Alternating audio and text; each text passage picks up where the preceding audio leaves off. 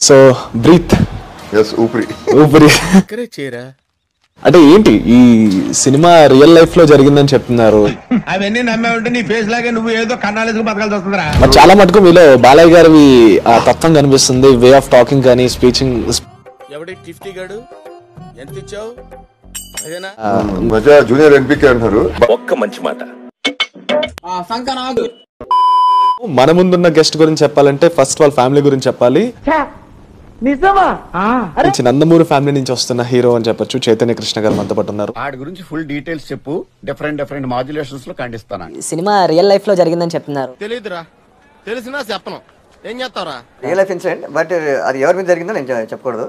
వాడు ఓవర్ చేస్తే దిగర అంట. ముందు రోజు అంతా మీరు చూస్తున్నారు, అంతా మెడికల్ మాఫియా అయిపోయింది. కొత్తగా ఏం జరిగింది?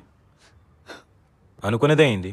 చాలా మటుకు మీలో బాలయ్య గారివి ఆ తత్వం కనిపిస్తుంది, వే ఆఫ్ టాకింగ్ కానీ స్పీకింగ్ కానీ. డిస్కో అన్నట్టు అలా ఉంది సార్ మీ బాబులే కాదు ఉంటారు సార్ అన్నారు. మళ్ళీ నన్ను చెప్పమంటావు తగ్గించుకుంటే మంచిది. ఆయన రక్తంలో నారావారి కానీ మీరు చూసుకుంటే మా ఫ్యామిలీ కానీ ఆ రక్తంలో లేదు. అవినీతి చేయాలని ఆ రక్తంలో లేదు. ఎట్లరా మీరు ఇంత లో ఐక్యూ అయితే లారా మీతోటి రాజకీయ పేరు మీదే ఆధారపడి ఆయన పేరు చెప్పుకుని రాజకీయాల్లో పైకి రావాలనే ఆలోచన ఫ్యామిలీకి ఎవరు లేదండి. వాళ్ళ సొంత టాలెంట్ మీద రావాలనుకుని అనుకుంటారు.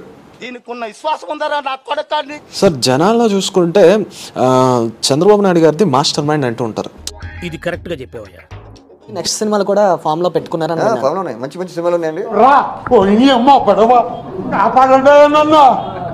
అదే అర్జున్ అగస్త్య టైటిల్ కూడా అనౌన్స్ ఆల్రెడీ అది కూడా కన్ఫర్మ్. ఇది పోయినట్టే. ప్రజెంట్ ఎలా హ్యాండిల్ చేస్తున్నారు? నాకు ప్రెషర్ లేదండి. ఒంటి కార్డుతో సింగిల్ మ్యాన్ గా నేను అన్ని చూసుకుంటాను. నేను నమ్మను. మేబీ మా తాతకి జీన్స్ ఉంచుతుందేమో. ప్రతిదానికి భజన. మీరు గొప్పోళ్ళు ఏం గొప్ప? నేను గొప్ప.